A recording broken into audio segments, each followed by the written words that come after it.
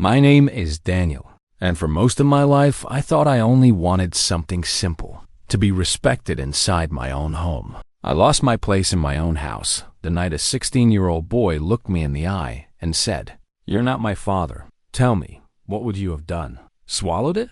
Smiled? Walked away?"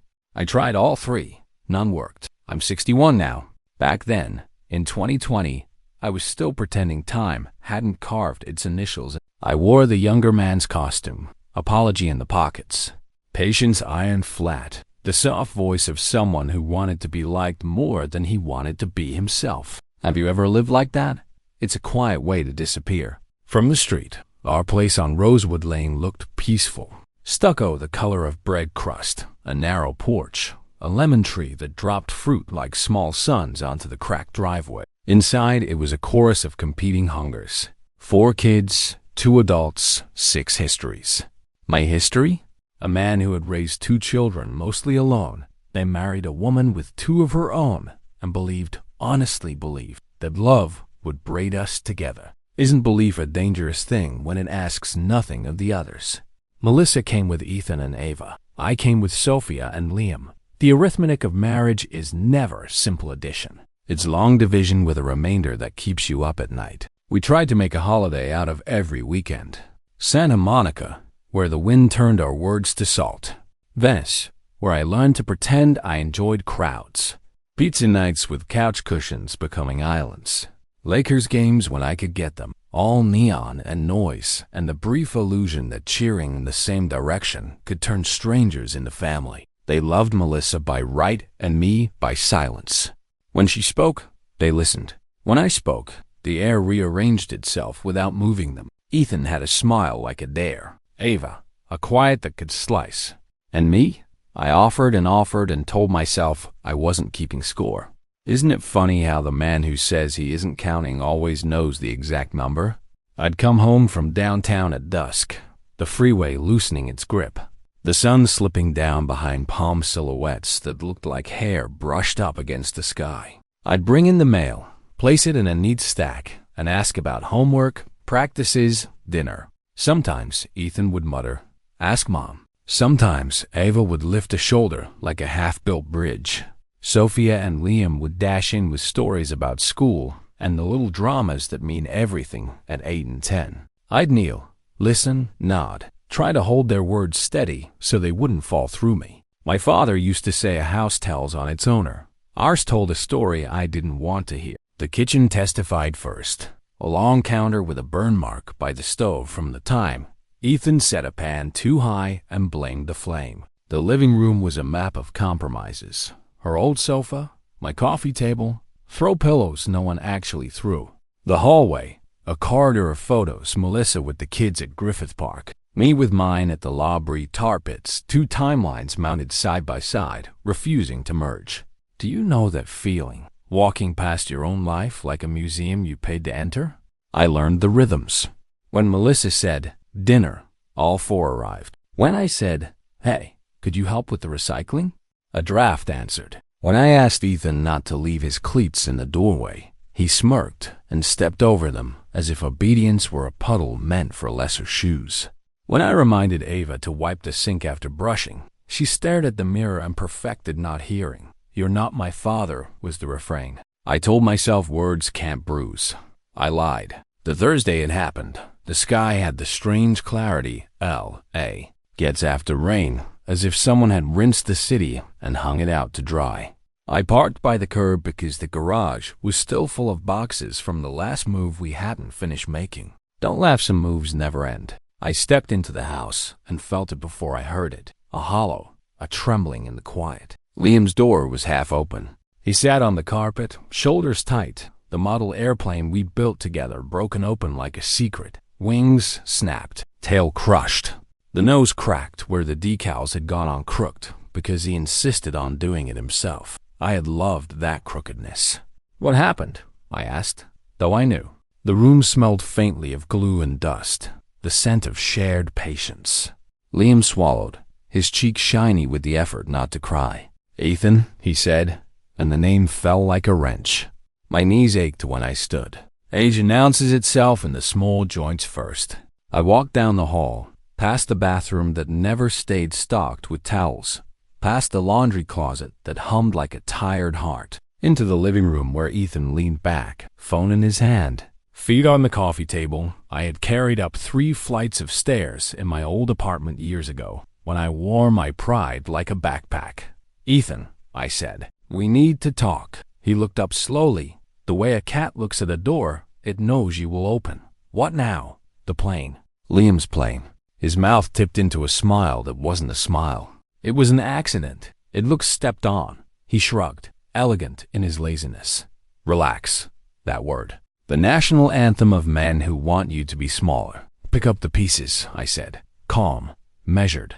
I heard my father in my own voice, and it startled me. Ethan's eyes flicked over me. He could tell I wouldn't shout. He could tell I was the kind of man who asks. "You're not my dad," he said, almost bored. "I don't have to do anything you say. Here's the part where you expect a slam, a storm, a table appended." Instead, a very old quiet stood up inside me. It looked around my chest and said, "Is this house yours or not?" "I am the man in this house," I said. "I'm asking you to respect that and make it right." He set his phone down with theatrical slowness. He stood, stretched, let his feet hit the floor. He walked to the hallway, paused by Liam's door, peered inside, and laughed. He laughed. "It's just a toy," he said, then brushed past me, leaving the air colder. "Tell me, how many times does a laugh become a law if no one contradicts it?" After dinner, after Melissa told me I was overreacting, after Ethan announced he was going to his room to get away from this, I washed dishes with my hands too hard on the plates. Through the window, I watched our lemon tree dance in the breeze, shedding fruit onto concrete. Wasteful, I thought, and then corrected myself. Inevitable. I dried my hands, walked to Liam's room, knelt, and helped him sort the broken pieces into 2 piles possible and lost. He blinked bravely, nodded as if we were planning a rescue. We were. When he fell asleep, a small fist curled above the blanket. I went to the office and sat at the desk that had belonged to my mother's second husband, a man I had never quite forgiven for being too careful with me. Funny, isn't it? How we inherit the very hesitations we swore we'd refuse. I opened the laptop. The blue-white light put a theater on my face. I made a list. It wasn't anger. It was inventory, mortgage, insurance, internet, cell phones, streaming accounts, car payment, groceries, gas, tickets. Every line with the same signature line, my name. Such a simple thing. You spend years teaching your children to write it, and then one day you discover you've let it be erased by people who eat your food without tasting it. Do you know that shock? The shame that follows it? Staring at that glowing column of responsibilities, I felt an old bone set. Not in spite, not exactly, in recognition. I had built a house where I didn't require respect to enter. I had made the door too wide and the rules too thin. That's not generosity. That's fear in a nice sweater. I heard Melissa moving around the kitchen, cupboards opening and shutting with the tired rhythm of a woman who believes love means patching everything leaks moods men. She's not a villain in this story. Don't make her one. She's a mother with 2 children whose loyalty is threaded to her fear that love can be withdrawn. Mine too, if I'm honest. Fear is the quiet architect of so many bad blueprints. I saved the document and gave it a name I would remember. House. Then I did something smaller than a storm, gentler than a scream, and more final than both. I logged into the phone carrier. The circle spun like a coin deciding between heads and tails. I removed 2 lines. Click, click. I changed 2 passwords. I sat very still, listening for some sound that would tell me whether I had crossed a line or finally drawn one. Upstairs, the house breathed. A car drifted past, low bass like a heartbeat. On the wall, the framed photo of all 6 of us at the Santa Monica Pier leaned to the left. It always leaned, no matter how often I straightened it. I let it lean. I was 61 when I finally understood that kindness without boundaries is a form of self-harm. It took a boy's smirk to teach me, a broken toy plane to underline the lesson.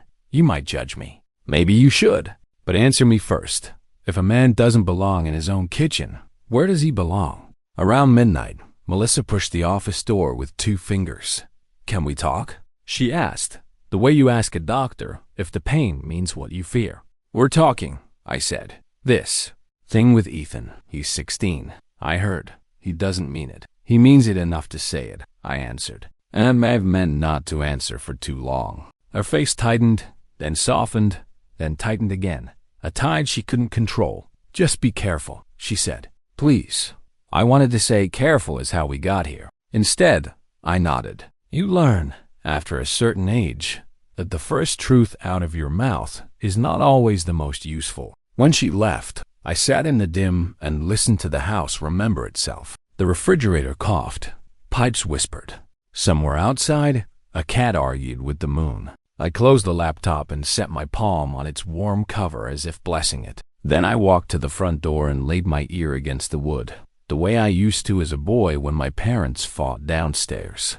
I heard nothing but my own breath. I slept badly. In dreams, the house shuffled its rooms like cards, dealing me into hands I didn't understand. I woke early, made coffee strong enough to pass for courage, and stood at the kitchen sink while the sun climbed the lemon tree and shook light into the leaves. Sophia patted in, hair a bird's nest, eyes soft with sleep. "Morning, Dad," she whispered. Liam followed, looked at me as if asking whether the world held. I smiled. It held. For them, it would. By the time Ethan and Ava came down, the house had a new temperature. You could feel it the way you feel a storm that hasn't decided whether to show its teeth. Ethan scrolled his phone, frowning. Ava tried hers, frowned too. "Wi-Fi?" she asked. "Working fine," I said, which was true. Some truths are chosen carefully. Ethan looked up then, not bored this time, but bewildered. You could see how much of modern power lives in a notification. "My service is out," he said. I kept my voice calm. "You'll figure it out." Melissa watched me as if I'd moved a piece on a board she hadn't seen laid out. I felt her fear. I felt mine too. When men like me change, we're never entirely sure we won't undo ourselves. But I had crossed nothing. I had drawn something. The kids left for school, Sophia and Liam with lunchboxes. Ethan and Ava with an emptiness in their pockets, where a certain invincibility used to be. Melissa rinsed a mug and didn't look at me. I didn't insist she did. Love is not a courtroom. You don't win anything by proving your case. I dressed for work, tied my tie, stood before the mirror, and saw my father's neck in the knot, my own eyes older than I felt they should be. "Tell me, when did your face become your father's? Did it scare you as much as it steadied me?" Before I left, I walked back to Liam's room. On his desk, the model waited in its 2 small graves possible and lost. I placed my hand over the piles like a priest over bread and told myself, "Tonight, we'll try again. We'll glue what can be glued. We'll honor what can't by not pretending otherwise."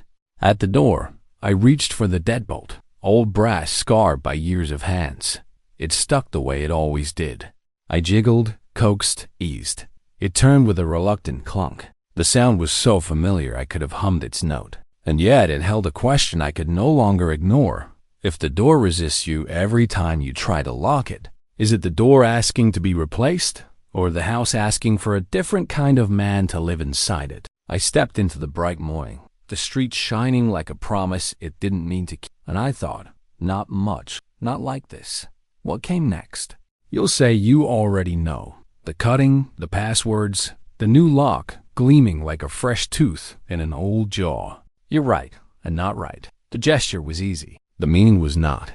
The meaning would bruise, then harden, then hold. But that's ahead of us. This is the beginning, where a laugh became a law until it didn't, where a man of 61 stopped asking permission to be the man of his own house, where a door, stubborn as a memory, prepared itself to be changed. And if you're still with me, if you haven't judged me into silence, yet come with me down Pico Boulevard. After work, when the sun lays gold on the hood of a car I can just barely afford, and watch how a hardware store bell rings like a small absolution as I step inside. When I tell you I made the list that night, you might think it was anger driving me. Anger has fire, speed, noise. This wasn't that. This was colder, slower, like ice climbing a window in winter. Anger fades. This did not. The list glowed on my laptop screen. a quiet ledger of every artery feeding the house. Mortgage, internet, insurance, car payment, streaming services, cell phones, groceries, Lakers tickets. Each item a tether, each tether bound to me, all of it mine. And yet, in that house, my name had no gravity. I sat with it for hours. Melissa had gone to bed, though I could hear her turn restlessly upstairs. The children's doors were shut, but houses keep their secrets poorly. Every footstep echoes, every sigh drifts. I pictured Ethan in his room, headphones in, laughing with friends he would not look in the eye in the morning. I pictured Ava curled sideways on her bed, phone lighting her face blue, thumbs darting like nervous birds. Sophia and Liam slept tangled in the blankets Melissa had folded too neatly. I thought of my own father then. He never asked to be respected. He demanded it, and not always gently. His belt, his voice, the slam of his hand on the table. I swore I would never inherit that language. I kept my oath so tightly that I forgot there are other languages between cruelty and silence. Around 2 a.m, I made the first cut. A cursor blinking, a simple click, and Ethan's phone line vanished from the plan. A second click, Ava's too. Their screens would still glow in the morning, but nothing would answer them back. No buzzing, no texts, no endless scroll. Just silence. Do you understand how much of a teenager's kingdom silence can topple? The next day, during my lunch break downtown, I opened the streaming account, changed the password, locked it with a code only I would remember. A childish move, perhaps. But childishness had been their weapon for years. For once, I decided to speak it fluently. That evening, I stopped at the hardware store on Pico Boulevard, the kind of place that hasn't surrendered to the clean sterility of chains. Sawdust lingered in the air, metallic tang of nails, the faint oil on tools. The man behind the counter was older than me, with hands like gnarled rope. "What do you need?" he asked. "New locks," I said. "Deadbolts?" "Deadbolts." He nodded, fetched a box from the shelf. Heavy, gleaming, silver. "Strong ones," he said. Driving home, the box sat on the passenger seat like a passenger with its own opinion. I imagined the sound it would make when I turned the key for the first time. Decisive, final, unarguable. When I pulled into the driveway, the lemon tree was shedding again, fruit rolling downhill toward the gutter. Wasteful, inevitable. I carried the box inside and set it on the kitchen counter. Melissa turned from the sink, water dripping from her hands. "What's that?" she asked. "Locks." Her brows folded. "For what?" "For the doors." I carried the box down the hall without waiting for her answer. The brass deadbolts we'd inherited from the last owner were tarnished, stubborn. They resisted my screwdriver, but I pressed harder, twisting until the screws released with a squeal. Metal complaining. Melissa stood in the doorway, arms crossed. "Daniel, this is ridiculous," she said. I didn't look up. "Is it?" "They're kids. They're almost grown, old enough to tell me I'm not their father. They don't mean it." "Melissa," I said, setting the old lock aside, "they mean it every time, and I've let it stand every time. Tonight, I'm not letting it stand." I slid the new deadbolt into place, the silver clean against the worn wood, tightened it, tested the turn. Smooth, firm, a sound like a verdict. Melissa's voice rose. "You think this will make them respect you? Cutting them off? Locking them out?" I stood, screwdriver still in hand. "Respect is not a gift I'll beg for. If I'm nothing to them, then they don't get the things that come from being mine. Not the phones, not the accounts, not the house." Her eyes shone, half fury, half fear. "This is cruel." "Cruel," I said, "is laughing in a man's face while you eat at his table." The house filled with the echo of my words.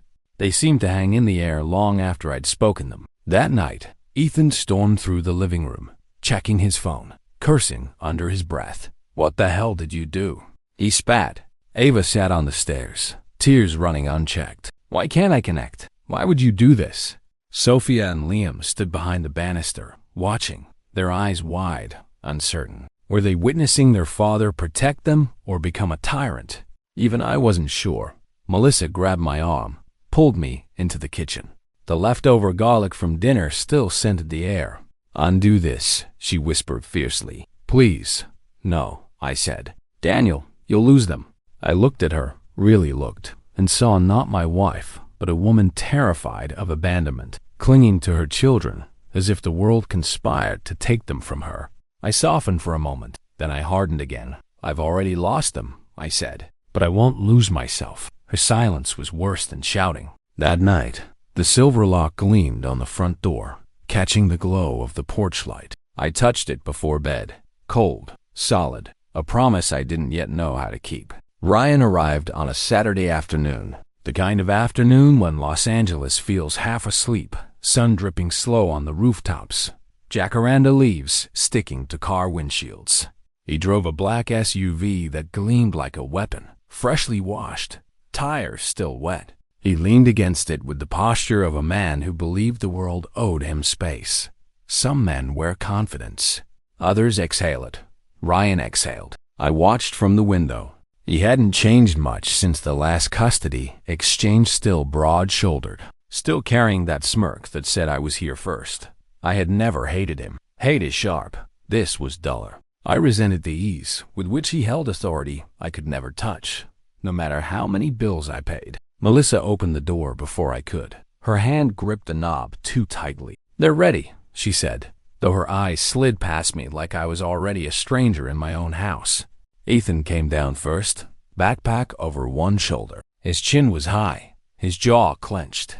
Triumph flickered across his face, as if leaving was a victory, as if defiance had finally earned him an audience. Behind him came Ava, slower, dragging her small suitcase, her cheeks wet, eyes swollen. She was still a child, 14, but fragile in a way Ethan no longer allowed himself to be. When they reached the doorway, Ava stopped. She turned, looking at me, not at Melissa, not at the house, but at me. Her lips trembled. "What if we want to come back?" she asked, voice thin, almost breaking. I stepped forward. I wanted to kneel, to soften, to tell her she would always have a place. But that old softness had cost me too much. So I stood tall, met her eyes, and let my voice come out steady, low, deliberate. "You can come back," I said, "the day you treat me with the same respect you give your father. Not before. Nothing less." Her eyes widened. Ethan scoffed, muttered something like, "Whatever," but even he shifted on his feet, uncomfortable in the shadow of my calm.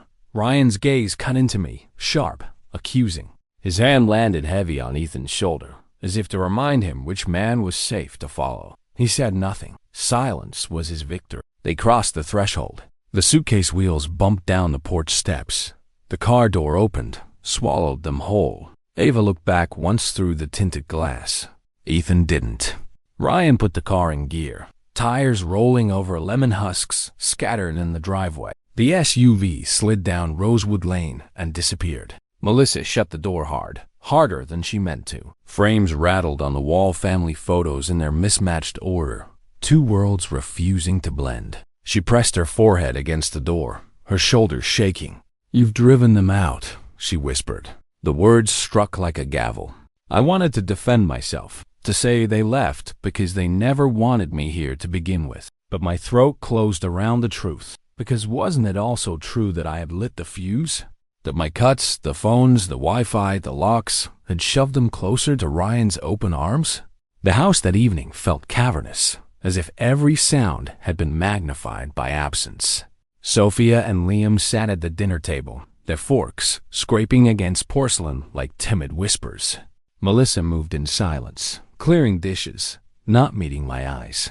I sat there, my own plate untouched, watching the steam curl from food I no longer tasted. Later, upstairs, I tested the new silver lock. It turned smoothly, clean, decisive. Too decisive. The click echoed in the hallway like judgment. Was it the sound of protection or the sound of exile? That night, in bed, Melissa lay with her back to me. I stared at the ceiling fan turning slow circles, each blade slicing the dark. Outside, the city breathed its restless breath sirens, dogs, the low hum of the freeway. I wondered if Ethan and Ava were already asleep in Ryan's house, safe in the comfort of being one without condition. And I wondered, had I protected my children or abandoned hers?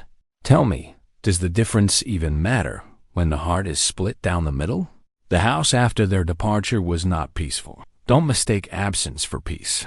Peace has weight, Balance, a rhythm that steadies the air. Absence is thinner, sharper. It cuts. The first morning without them, I woke to a silence so brittle it felt like glass. No footsteps pounding down the hall. No door slamming after Ethan muttered about school. No muffled music leaking from Ava's room. Even Melissa moved quietly, as if the walls themselves were listening. I sat at the kitchen table with my coffee, the bitter steam rising into the cold air, and felt the echo of what wasn't there pressing down harder than what was. Melissa spoke little. When she did, it was about logistics. Who would pick up Sophia from choir? Whether we had milk? If I could check the mailbox. Her voice was steady, but her eyes never lingered on mine. I understood. She was angry. She was grieving. She was, perhaps, afraid that the same silence might claim her children too. Sophia and Liam, though something in them shifted. Liam followed me like a shadow, trailing me from room to room, asking questions, touching my sleeve as if to remind himself that I was solid, not smoke. Sophia's laughter rang louder than it had in years, like the air had cleared for her, like she could breathe easier now that someone had dared to say no in this house. At first, I thought it was desperation, them clinging tighter to what remained. But soon I realized it was something else. Recognition. They had seen me stand. They had watched me refuse to bend until I snapped. Children, more than anyone, know the smell of truth. They can tell when a parent is lying to them or to himself. For the first time, my children knew I wasn't lying. In the evenings, after Melissa drifted off to bed, I sat in the office with the same document glowing on the screen. House. The list of every tether, every artery of provision that ran through me. Mortgage, internet, car, food, cell phones. Lines I had cut, lines I had left. I traced them with my finger like a priest might trace scripture. I thought of Ethan's laughter that day, sharp as glass. I thought of Ava's tearful question, but what if we want to come back? Her voice echoed in me more than Melissa's accusations. What had I told her? That respect was the condition. And I meant it, even if it meant they never returned. It stung, yes. But the sting wasn't from losing them. No, I had never had them. Not really. They were Melissa's children, Ryan's children. I was a guest, tolerated, occasionally acknowledged, often ignored. What I lost wasn't two teenagers. What I lost was the prison of begging to be accepted where I was not wanted. Do you see the difference? It's important. I walked the halls of the house at night, barefoot, feeling the cool boards under my solace. The walls seemed to exhale around me, lighter. The family photos leaned in their frames.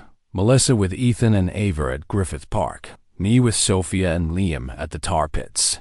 For years, those pictures had hung side by side like parallel tracks, never meeting. Now they seemed less like rivals, more like truths allowed to stand separately. Melissa accused me of cruelty, and I don't dismiss it, but cruelty takes many forms. Isn't it cruel to laugh in a man's face in his own living room? Isn't it cruel to strip him of authority while eating the dinner he bought, watching the television he paid for, sleeping under the roof he sweated for? Cruelty doesn't always roar. Sometimes it whispers, again and again, "You're not my father." I had thought endurance was a virtue. That turning the other cheek was noble.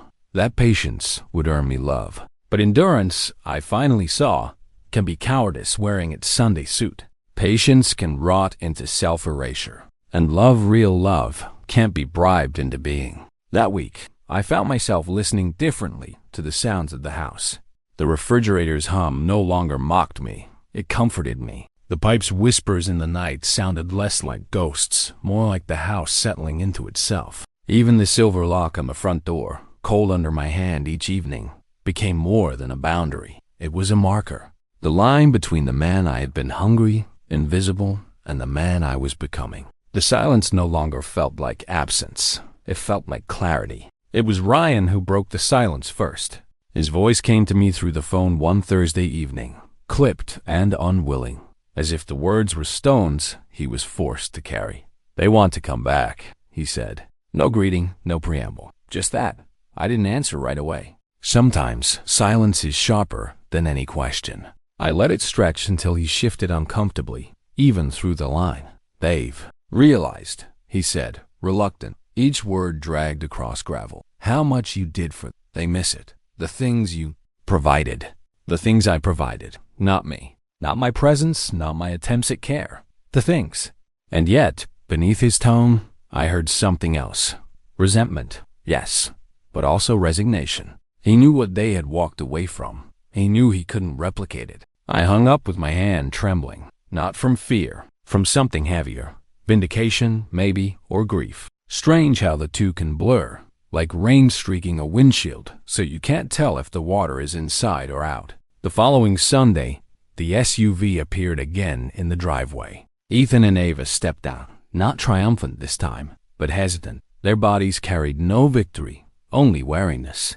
Ethan's shoulders slumped as though he had aged years in just weeks. Ava's eyes were red, her suitcase half empty, as if she hadn't dared to pack more than what was necessary to return. Melissa opened the door, relief softening her whole face like sunlight after weeks of rain. She rushed forward, arms half raised, ready to claim them. But I stepped in front, not harshly, not loudly, just firmly. "You can come in," I told them, on one condition. They both froze. Ethan's jaw tightened. Ava looked at me with wide, trembling eyes. "No one here owes me love," I said. My voice stayed calm, steady, the kind of steady I had never managed before. "I'm not asking for titles I didn't earn, but if you live under this roof, you will give me respect. The same respect you give your father, nothing less." Ethan's eyes dropped to the floor. His mouth opened, then closed again. Ava nodded quickly, tears slipping down her cheeks. They stepped past me into the hallway, carrying not just their bags, but the weight of a new contract. The days that followed were strange, cautious, tentative, like stepping onto ice you're not sure will hold. Ethan avoided me at first, hovering at the edges of the living room, headphones on, but eyes flicking toward me. Ava lingered in the kitchen, not speaking much, but not fleeing either. Melissa moved with quiet joy, though she pretended otherwise, as if afraid that her relief might be mistaken for victory over me. And then, small changes began. One evening, Ethan came to the office doorway, his math textbook under his arm. He shifted from foot to foot, eyes darting away. "Can you help with this problem?" he asked. My instinct was to explode with relief, but I kept my tone even. "Sure," I said. "Bring it here."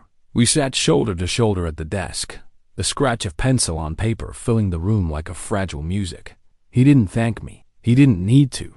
The act itself was acknowledgement. Another night, Ava stood in the kitchen as I grabbed my keys. "You're taking me to practice?" she asked softly. "Yes." When I pulled up in Westwood and she opened the car door, she paused, turned back just enough to whisper, "Thanks." 2 syllables.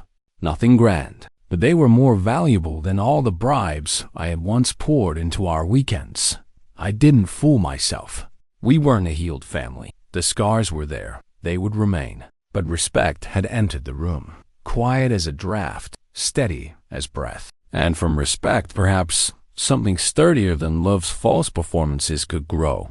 One night, as I locked the silver deadbolt on the front door, I heard the click echo through the hallway. The same lock I had installed in fury now gleamed in calm. To anyone else, it was just metal. To me, it was a marker. The sound of a man refusing invisibility, of a house redrawn with boundaries that finally held. I stood there for a long time, hands still on the key, listening to the house behind me. Melissa in the kitchen, Ethan in his room, Ava humming faintly upstairs, Sophia and Liam asleep, breathing soft and sure. I thought, no, I didn't win them. I didn't lose them either. What I won back was myself. Family is not blood alone. Family is not bribery. Family is not bending until you break. Family begins with respect. Sometimes, if you are very lucky, love may follow. Los Angeles never falls fully quiet. Even in the hours just before dawn, something hums. A helicopter slices the dark sky. Tires hiss along the freeway. A dog barks. Then another joins, until the neighborhood feels alive with unseen company. For years, that noise unsettled me. It echoed the chaos inside my own walls, competing voices, slammed doors, laughter I wasn't invited into. Now, when I sit on the porch at night, I hear the city differently. Not as a reminder of all I couldn't control, but as proof that chaos doesn't have to swallow me. The hum goes on, but my chest is steady. I am steady. Ethan passes me sometimes in the hallway, his head tilted down, muttering a hey so low it nearly disappears. Ava lingers in the kitchen, scrolling on her phone, and offers a quiet good night before bed. To someone else, these gestures might seem small, even dismissible. To me, they're everything, because I know the difference now. When love is forced, it rings hollow. When respect is offered, even in whispers, it carries weight. Melissa and I move more carefully these days. She still believes I was cruel. Maybe she's right. But cruelty is complicated. Isn't it cruel, too, to demand a man keep shrinking until he fits the narrow space others allow him? Isn't it cruel to let him carry the whole weight of a house without ever granting him the dignity of being seen? We speak of groceries, bills, school pickups, simple things. But under each exchange lies a truce. We are not what we were before. I don't know if that's loss or survival. Maybe both. The lock on the front door gleams under the porch light every evening. A simple piece of metal, yet to me, it is everything. When I slide the key into its mouth and hear that sharp click, I don't just lock out the street. I remember the night I stopped begging, the night I refused to disappear, the night I turned from a man desperate to be loved into a man willing to be respected or left. Some neighbors still wave when they walk by. To them, I'm just another man on a porch, coffee cooling in his hand, a lemon tree shedding fruit into the gutter. They don't know the battles this house has seen. They don't hear the echoes of children's voices, of doors slammed in defiance, of a father finding his voice in the middle of his sixth decade. But you know, because I've told you, maybe you think I went too far. Maybe you believe I mistook pride for principle. Maybe you're right, but tell me this. If a man cannot stand firm in his own home, what is left of him? I didn't win a family. I didn't lose one either. What I found was myself, a man not disposable, not invisible, no longer a ghost haunting his own kitchen. And when the city hums at night, when the porch light throws its small circle of gold on that silver lock, I know one thing for certain. I may not be their father, but I will never again surrender the right to belong in my own house. Thank you for staying with me, for listening this far. Your attention is a rare and precious gift. These minutes you've spent here mean the world. And if this story meant something to you, if it touched you in some way and you feel it might stay with you, then please do this for me. Follow the channel. Every follow, every subscription is more than a number. It's a silent pact. It's the fuel that allows me to keep bringing you stories that have depth, that have truth, that linger. Because in the end, it's stories that connect us. And I want to keep building this journey with you. Until next time.